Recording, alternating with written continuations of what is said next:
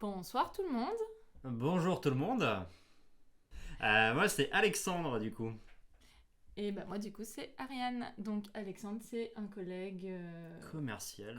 Voilà, je suis là pour Voilà. vous vendre des tapis dans ce live. C'est ça, parce qu'avant on avait eu Alexis, mais finalement c'était pas terrible. Ouais. Donc on a échangé. Ils ont échangé pour avoir des gens plus BG. C'est écrit dans le chat, hein, c'est pas moi qui le dis. C'est ça. Alors, on vous entend bien. Nickel. Du bien, coup, nickel. on est là ce soir pour vous présenter rapidement les nouveaux jeux qui arrivent à la rentrée. Donc, ils vont arriver dès la mi-septembre en boutique. Et du coup, on n'en a pas tant que ça, donc c'est plutôt bien. On en a 5. On a même triché un petit peu, on déborde un petit peu sur octobre. Oui, ouais. mais On en fait peu, mais on fait des jeux de qualité. c'est ça. D'accord. Bien sûr. On va du coup vous présenter. Alors, est-ce qu'on les voit? Ça a l'air d'être pas mal. On va vous présenter en premier lieu la gamme Sous-Scellé, qui est une gamme de jeux d'enquête un petit peu particulière, qui a vraiment, à mon sens, des gros plus sur le type de produit que ça peut être par rapport à d'autres concurrents qui sont déjà sur le marché. J'ai pas mis une seule boîte à l'envers, et ça, c'est déjà un bon départ. Ouais. Et même les dos. Non, les dos Non, sont les pas du tout à l'endroit. les dos, on les voit pas, donc c'est pas grave. Hop, la boîte 63 âmes, on va décaler tout ça qui va nous embêter. Donc 63 âmes, elle a pour premier lieu comme intérêt d'avoir des gens un petit peu connus qui ont bossé dessus. Ah oui. Je pense que tu les connais. On a Théo Rivière et Simon Caruso qui du coup ont taffé sur l'enquête 63 âmes, sans oublier Chloé Blondel et Ben Renaud qui sont un petit peu les chapeauteurs de la gamme Sous-Scellé. Alors Sous-Scellé, c'est quoi ? C'est une gamme d'enquête, donc ça vous avez l'habitude, hein. On a un meurtre, quelqu'un est mort, mince, il faudrait le résoudre quand même, et on n'a pas d'enquêteur, donc on vous a choisi pour essayer de résoudre le crime. Mais ça va au-delà de ça. Donc, Sous-Scellé, à l'intérieur, on va avoir une petite enveloppe scellée, ne pas ouvrir, que du coup on va évidemment s'empresser de ouvert déchiqueter. comme un porc. Qui a été magnifiquement ouverte au préalable. Et du coup, à l'intérieur d'une enveloppe sous-scellée, qu'est-ce qu'on va avoir? Hop. Et... Oula, mais dis donc, mais qu'est-ce que cette chose? Déjà, un premier truc qui va peut-être vous sauter aux yeux, c'est que dans Sous-Scellé, quand on vous parle d'un document, de quelque chose que vous avez, d'une plume, d'un objet, d'un calendrier, eh bien c'est vraiment présent dans la boîte. Pour moi, ça c'est vraiment une grosse force parce que tous les jeux d'enquête auxquels j'ai pu jouer, on va nous dire oui, tu as un post-it et du coup, on a un post-it imprimé sur un A4. Là, ça va vraiment plus loin. Vous avez vraiment le matos à l'intérieur du jeu. Là, le petit objet, la petite plume, le calendrier, des feuilles où on a vraiment l'impression qu'on a écrit dessus. Si on a du journal, eh bien ce sera vraiment en matière de journal. Enfin voilà, on a vraiment ce petit plus qui fait que l'immersion sera totale et ça va pas nous casser, on va dire, dans l'immersion qu'on peut avoir à l'intérieur du jeu. Ah le post-it. Le fameux post-it, il est là en chair et en os, les vraies petites enveloppes sous-scellées. Dans certaines enquêtes, on va carrément avoir une lettre qui a été passée dans le broyeur à papier et qu'on va devoir recomposer nous-mêmes. Donc là, l'immersion est vraiment présente. On a vraiment le petit cran au-dessus en termes d'immersion. Une deuxième chose aussi qui est vraiment très bien. Oula, mais qu'est-ce que cette ça, c'est fête l'immersion, du boudin ça. Et là, est-ce qu'on se croit pas dans le village de Je grand-mère? me croirais à la fête du boudin. Deuxième petit plus, on va avoir, vous en avez l'habitude aussi dans ce style de jeu, un côté en ligne. C'est-à-dire qu'on a 80% de l'enquête à peu près qui se fait dans les petits papiers et 20% qui va se faire en ligne via un chatbot. La gamme Sous-Scellé, ça vient pas d'arriver. C'est un produit qui existe déjà depuis plusieurs années, que nous on arrive pour mettre en distribution et faire connaître au plus grand monde. Mais on a à peu près plus de 50 000 personnes qui ont déjà joué à Sous-Scellé. Sous-Scellé, c'est un jeu qui va utiliser un bot avec lequel vous allez interagir. Et du coup, ce bot, il a une belle expérience de 50 000 personnes avant vous, qui allez bientôt y jouer. Ouais. Et du coup, il n'a pas tous ces petits bugs que peuvent avoir certaines boîtes. Et en plus de ça, c'est made in France. Donc, les réponses qui ont été pensées, elles ont été faites par des Français. Donc, vous n'allez pas avoir une traduction Google à peu près, on va dire. L'immersion, là, sera vraiment présente. Des fois, on va vous parler de noms de rue. Et si vous êtes curieux que vous allez voir, ça se passe vraiment dans des vrais noms de rue. Pareil, toutes les infos un petit peu médico-légales, des trucs un petit peu juristes, ça a été vérifié vraiment avec des professionnels. Donc on va pas vous raconter n'importe quoi et vous allez pas ressortir en soirée une info et on va vous dire mais tu dis n'importe quoi. Là tout a vraiment été vérifié. Dernière chose qui me paraît giga importante aussi pour l'immersion, parce que c'est vraiment ce qui est important dans ce style de jeu, c'est que toute la partie vidéo, parce qu'on va avoir des vidéos, des témoignages, des interrogatoires, des émissions du journal télévisé, et bien tout ça, ça a été tourné avec des vrais comédiens. Ouais. C'est-à-dire que quand vous regardez une vidéo, bah, ça fait pas le truc un petit peu cheap, filmé à l'arrache, c'est vraiment fait avec des comédiens dans des vrais lieux de tournage. Donc il y a vraiment tous ces éléments, en plus des auteurs qui viennent porter la gamme, qui font qu'on est vraiment sur un produit un cran au-dessus, à mon sens, de ce qui se fait à l'heure actuelle. Ouais.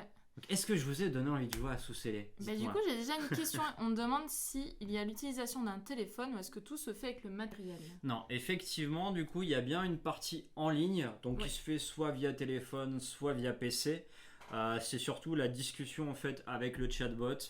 Des fois, on va nous dire d'aller consulter des sites.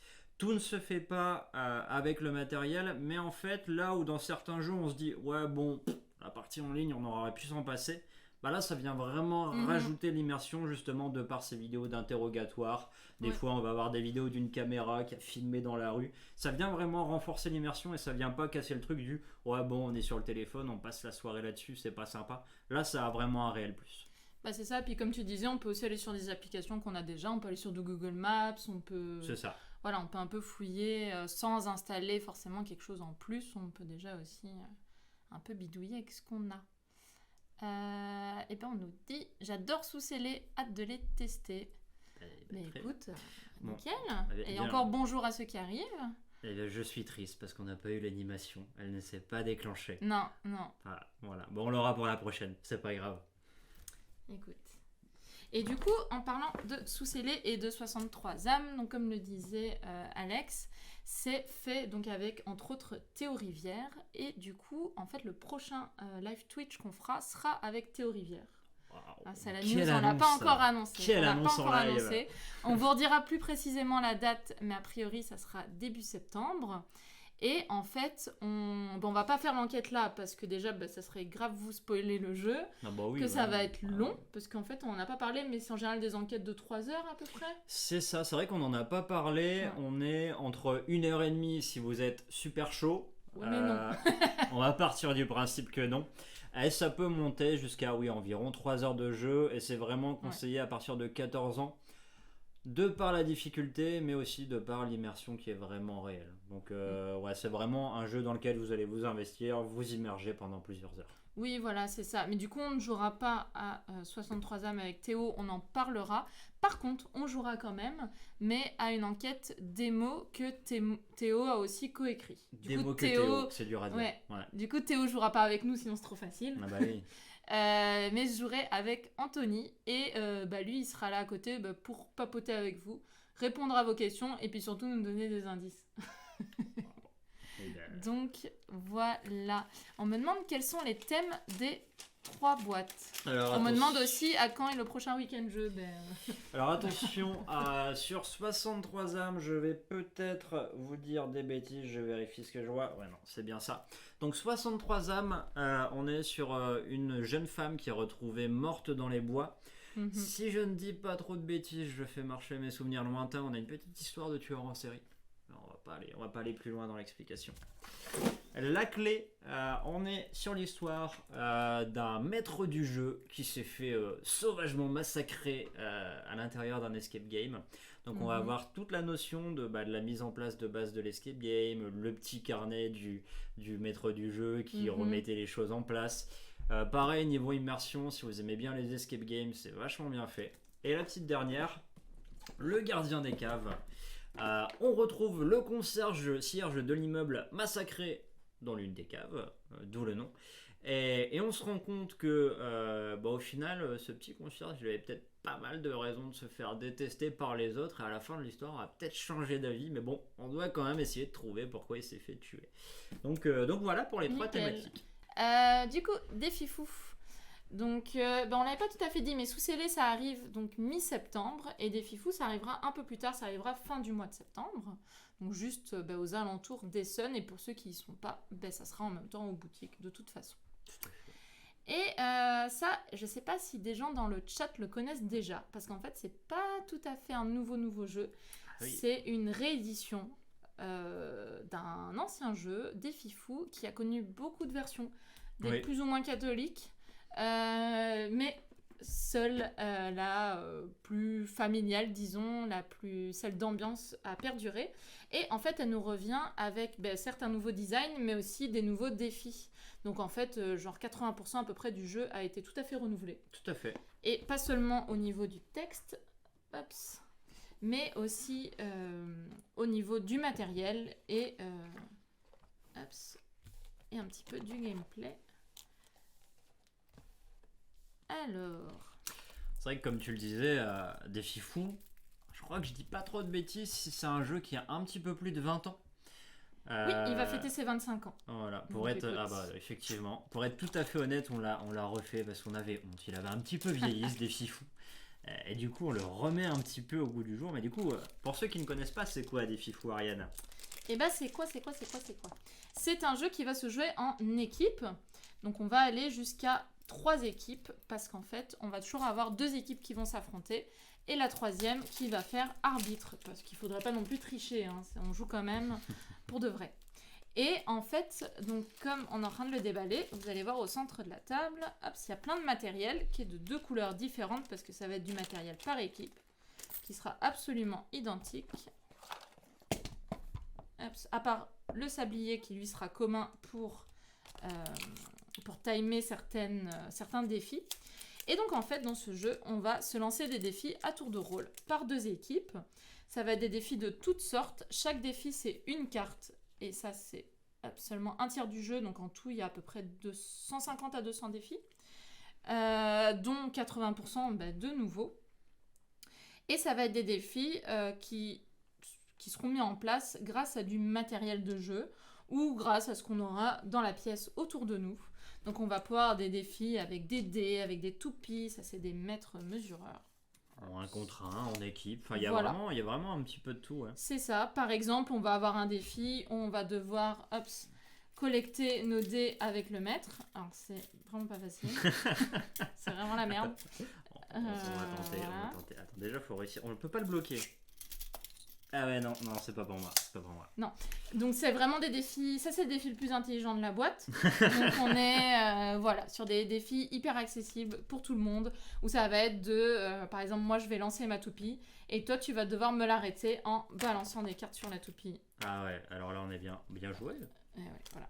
Ça va être ce genre de choses, quand je dis toi et moi, bien sûr c'est en équipe, donc toute l'équipe va balancer des cartes pour arrêter les toupies. C'est ça, c'est un jeu où ça part souvent dans tous les sens en fait. Oui. C'est ça qui est sympa. Ça peut être un jeu d'apéro comme un jeu pour enfants. En fait, c'est ça qui est fort. Oui, ça peut être aussi bien en famille que vraiment entre potes à l'apéro. Dans les règles du jeu basique, on va devoir être la première équipe à gagner 7 défis. Dans la vraie vie, on joue tant qu'on s'amuse. On fait de la carte, on enchaîne tant qu'on se marre. Et puis voilà, l'idée c'est de passer un bon moment sur ce genre de jeu, quoi. C'est ça, tout à fait. Et donc, voilà. Ce qui est vachement bien aussi, moi, je trouve, c'est que en fait, sur la carte, on vous dit direct combien de temps ça dure, le matériel qu'il faut, et après, on est parti. Enfin, ça s'installe vraiment en 3 secondes, quoi. Hop, c'est ça. Combien de joueurs dans l'équipe vont devoir jouer ? Est-ce que c'est toute l'équipe ? Est-ce que c'est un seul joueur ? Etc. Alors, maintenant, on va passer sur un jeu vachement fun. Parce qu'on va quand même parler ensemble de chats morts ou vivants. Voilà. C'est un thème qui me rend joyeux, tu vois, d'un coup je suis super content. Du coup, les chats de Schrödinger, on est sur un jeu qui va être un jeu de paris. Alors, comment utiliser un mot qu'on ne peut pas dire en live ? On va se faire des coups de crasse. Voilà, c'est joliment dit. Hein, vous avez très bien compris ce que je voulais dire à la base. Transition, ouais, il faut pas oublier qu'Ariane doit faire des transitions à chaque jeu. Donc c'est un jeu de paris dans lequel on va se faire des coups de crasse et sur lequel on va parier sur le fait que des chats aient survécu ou non aux expériences de Schrödinger. Comment ça va se matérialiser du coup dans le jeu ? Hop, je te laisse changer la vue. Yes. Hop. Les joueurs du coup reçoivent en main des cartes qui vont dépendre du nombre de joueurs que nous sommes. Soit vous allez avoir de magnifiques chats morts, donc vous voyez qu'ils sont très bien représentés sur la carte. Soit un truc un peu moins funky, des chats vivants qui ont survécu aux expériences. Soit des boîtes vides, le chat a disparu, on ne sait pas trop ce qu'il est devenu. Ou soit des chats Heisenberg, donc là ça représente un petit peu les cartes Joker du jeu. Ouais. Donc en main, vous allez avoir ces cartes et personne ne sait ce que vous avez. À votre tour de jeu, vous allez pouvoir faire plusieurs choses différentes, mais vous allez toujours devoir parier. On a un premier joueur qui va parier, qui va nous dire par exemple, je pense que au total, dans tous les jeux de la partie, donc dans toutes les cartes qui sont dans les mains des joueurs, on a 2 chats morts. Le joueur d'après, il peut faire 2 choses différentes. Soit il peut surenchérir, dire bon bah non, écoute, je pense qu'il y a 3 chats morts, sachant qu'on a tout à fait le droit de changer de type de chat en cours de route et on doit suivre le fil. C'est-à-dire qu'on peut très bien dire il y a 2 boîtes vides. Pourquoi on peut redescendre à 2 ? Parce qu'il y a beaucoup moins de boîtes vides dans le jeu, par exemple. À chaque fois on suit le fil, on ne peut pas se tromper sur les quantités. Donc soit on surenchérit, soit on surenchérit en montant des preuves. Et là c'est là qu'on va bluffer un petit peu. Je vais dire regarde, je pense qu'il y a 6 chats morts dans le jeu et je t'en montre un. Je t'en montre qu'un seul, mais si ça se trouve, moi j'ai déjà les 6 dans ma main, c'est moi qui fais le choix de te montrer ce que je veux. Et en plus de ça, je peux, si je le souhaite, choisir de remplacer ce chat. C'est-à-dire que la carte ci va compter, et celle que j'ai en main également. Donc l'idée c'est vraiment un petit peu de mindfucker l'adversaire, de dire bon bah, hey, j'ai ça, j'ai pas ça, donc vraiment réussir à se bluffer un petit peu. Sachant qu'en cours de route, on a également tous un petit physi chat. Donc les physi chats, ils vont venir un petit peu changer les règles du jeu, rajouter des petits trucs et qui peuvent créer des gros retournements de manche à chaque tour. Ouais. Sachant qu'une manche, elle va se terminer si vous choisissez de faire la 3e action, qui est de dire au joueur d'avant, vraiment, il n'y a jamais 10 chats morts dans le jeu. Ouais, et je peux même péter le game. Par exemple, si j'avais Michael Charadet, je le joue avant de jouer mon tour, il défausse toutes les preuves de chats morts, donc là. Ah oui. Il le défausse donc et là... je fais 6 chats morts, je crois pas, non. Tout à fait. Et donc c'est là qu'on peut avoir encore une fois des gros retournements de situation. Et du coup, bah ouais, ça se termine quand quelqu'un se fait accuser. Et celui qui a tort, eh bah, il sort du jeu comme un malpropre. Donc il faut vraiment être sûr de soi quand on accuse, parce qu'on peut se retrouver à accuser, à sortir de la partie. C'est vraiment du dernier homme debout, c'est-à-dire que la dernière personne qui est encore en jeu au fur et à mesure des manches va gagner la partie. A noter qu'en 2 joueurs, on a aussi un petit système de vie. Donc le premier qui perd sa 3e vie a perdu et du coup on détermine qui est le grand gagnant. C'est vraiment un jeu où on va passer son temps à se tirer dans les pattes et à essayer de se bluffer et c'est ça qui va créer tout le sel du jeu dans la partie. C'est ça, puis là les petits chats de personnalité qu'on va avoir vont permettre vraiment un petit peu de retourner les choses, de rééquilibrer aussi par moment le jeu. Et donc à chaque manche, on va en repiocher un nouveau. Avec des petits jeux de mots c'est ça, avec bien Miaou Curie. Miaou Curie, Albert Fellenstein. Voilà, on a des petits jeux de mots, on a des gens qui pensent bien chez Gigamic. Magnifiques. Ils sont... Ils font un petit peu peur. Mais ils sont en même temps, on est avec des chats morts, donc bon. Voilà. Donc voilà pour les chats de Schrödinger, donc un petit jeu d'apéro, un petit jeu de table. Qui joue très facilement et qui se comprend très facilement et qui amène toujours des situations très marrantes au cours de la partie. C'est ça, et donc le matériel c'est juste comme d'habitude pour les boîtes métal, quelques cartes. Là ici on a même du coup un petit plateau et juste une planche de punch. Et c'est largement suffisant pour passer un très bon moment. Donc Dorf Romantique, le jeu de société, pourquoi ? Parce que c'est dérivé d'un jeu vidéo que sans doute certains d'entre vous ont déjà joué. Ne l'achetez pas, vous allez perdre votre temps de vie dedans. J'ai fait cette erreur, il faut pas faire cette erreur. Et tu l'as fait avant ou après le jeu de société ? Après, à cause de boutiques qui m'ont dit ouais télécharge-le, c'est trop bien. J'aurais pas dû. Voilà. Et donc du coup, ça va être donc ça. Pourquoi est-ce qu'il est un petit peu connu ? Pourquoi est-ce qu'on a déjà entendu parler ? C'est parce qu'il a gagné le Spiel des Jahres il y a un mois de ça à peu près. Donc ça c'est le prix du meilleur jeu en Allemagne. Donc c'est remis par le festival d'Essen qui a lieu début octobre. Mais vu que c'est un peu bizarre, ils remettent les prix 2 mois à l'avance. Donc voilà. Et donc c'est la version allemande qui a gagné le prix. Et nous on va faire la localisation en français pour les pays francophones d'Europe. Et aussi pour le Québec. Et donc du coup, c'est un jeu coopératif. et en fait qui va se jouer entre 1 et 6 joueurs, mais concrètement, on va jouer de la même façon qu'on joue à 1 ou à 6 joueurs, donc ça va être vraiment du vrai coopératif. On va jouer tous ensemble à tour de rôle, on va se poser la question de qu'est-ce qu'on a envie de faire, à quel moment, bien sûr toujours celui dont c'est le tour va avoir le dernier mot, mais concrètement, on n'est pas dans un esprit on va se battre, on va débattre pendant 10 ans, on est vraiment dans un esprit super zen. On va construire notre petit village allemand, en fait. Notre petit village en Bavière. Avec, on va avoir des tuiles sous 2 formes différentes. On va avoir des tuiles de paysage. Donc on va avoir nos petites maisons, nos petits champs, nos petits rails, notre petite rivière. Et aussi des tuiles objectifs. Parce qu'en fait, qu'est-ce qu'on va faire pendant la partie? Outre construire notre paysage, on va le construire suivant des objectifs bien précis. Pendant toute la partie, on aura toujours 3 objectifs qui seront simultanément en jeu. En fait, chacun son tour, on va dévoiler une tuile. Donc d'abord des tuiles objectifs jusqu'à en avoir 3, donc jusqu'à les 3 premiers tours de jeu. Et ça va nous donner des directions. Je fais des trucs qui sont pas du tout catholiques. Et ça va nous donner des petits objectifs. Donc par exemple, ici ça va être un objectif de forêt. On va me demander 4 forêts adjacentes, enfin 4 forêts dans le même espace pour pouvoir valider l'objectif. On va aussi avoir 2 objectifs de train ici qui peuvent être cumulés ou qui pourraient être différents. On va me demander 5 et 4 tronçons de chemin de fer. Et donc du coup, quand c'est notre tour, on joue pas du tout comme ça parce que ça serait beaucoup triché. Ah bah oui. On joue avec les tuiles cachées. Et chacun notre tour, on va en révéler une. On va s'interroger sur où la mettre de la façon la plus optimum.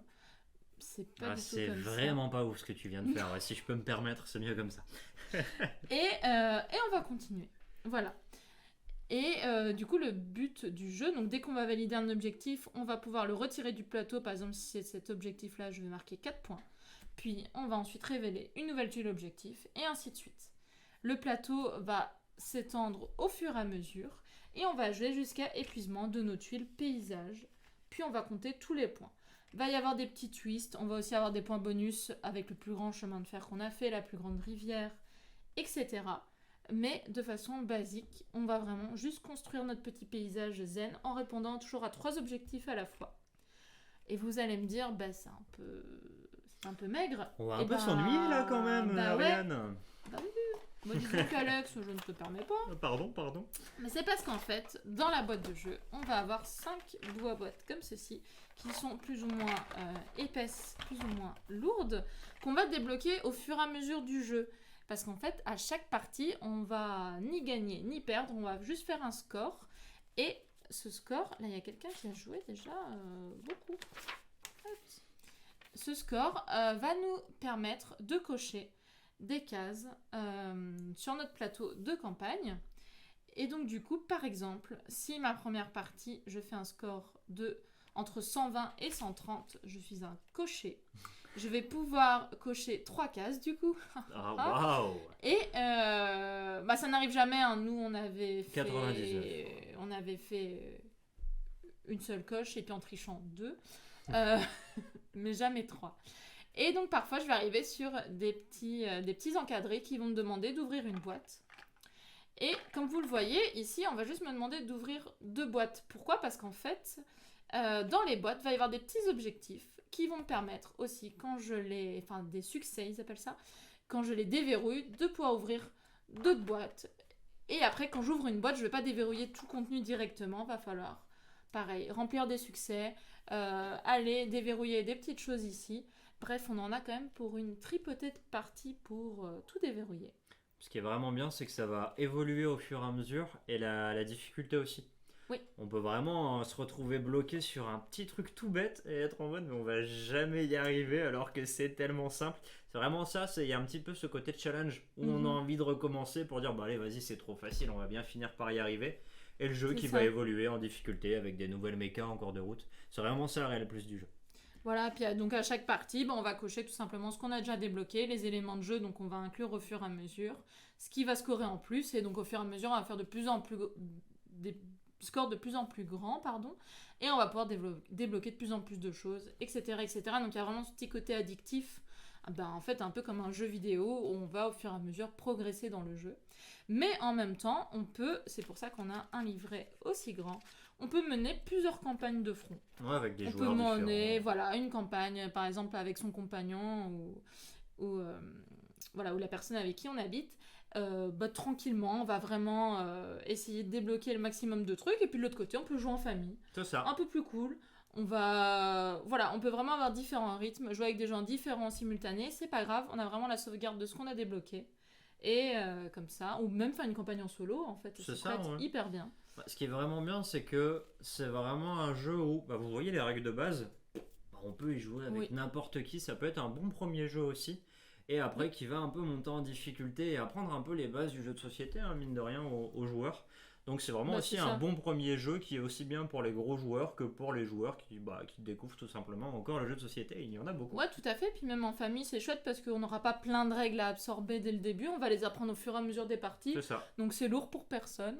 Et puis même si on a envie, la partie suivante, de pas mettre tout ce qu'on a débloqué, on n'est pas obligé en fait. Tout à fait. On va vraiment jouer ce qu'on veut, comme on le veut. Et puis voilà. Voilà, nous allons passer au petit dernier. C'est le jeu le plus mignon. C'est un jeu pour enfants. C'est un jeu entre 4 et 7 ans, du nom de Syllabus. Et donc cette petite mignonnerie sortira aussi à la rentrée. Syllabus, qu'est-ce que c'est ? Oups. Je vais vous montrer le matériel. Oups. À noter qu'on hésitait entre 2 couleurs de boîte, et c'est le fils du patron qui a décidé. Donc si vous trouvez la boîte moche, vous allez vous fâcher avec le patron. C'est ça, ou son fils. Ou son fils, ça dépend lequel des deux.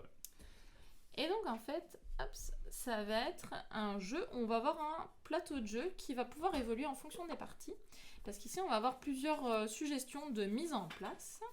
Et en fait, le plateau se compose de petites tuiles comme ça, carrées, qui sont des petits dessins. Donc on va en mettre, c'est 5 par 5.